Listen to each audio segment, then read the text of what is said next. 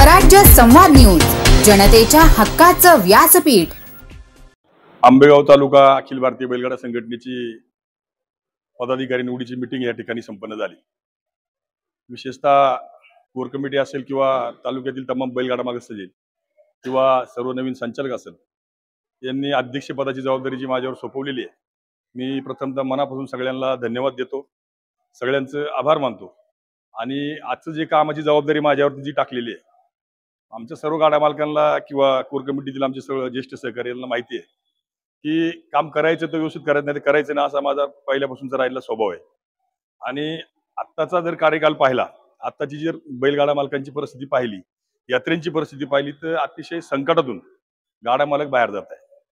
आयोजकांना खूप त्रास होत आहे आणि याची कारण शोधल्यानंतर त्याच्यावरती काय उपाययोजना करावं लागतील, काय नियम करावे लागतील, या संदर्भात सगळी आमचा ड्राफ्ट तयार आहे।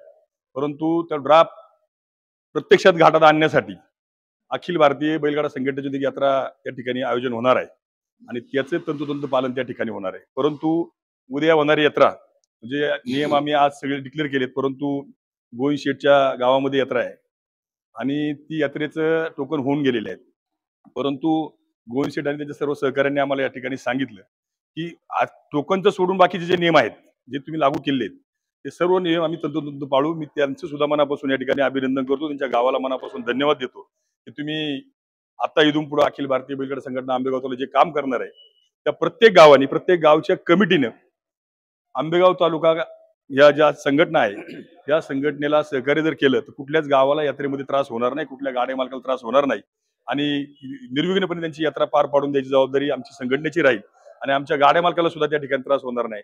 अशाच पद्धतीचं नियोजन या पुढच्या काळामध्ये होईल आणि कुठल्याही परिस्थितीमध्ये येणाऱ्या वर्षभराच्या कालावधीमध्ये संघटना काय असते आणि संघटनेची किती ताकद असते, हे येणाऱ्या काळामध्ये आपल्या सर्वांना निश्चित त्या ठिकाणी पाहायला मिळेल, अशीच या ठिकाणी अपेक्षा तुम्हाला ठेवण्यास काही हरकत नाही।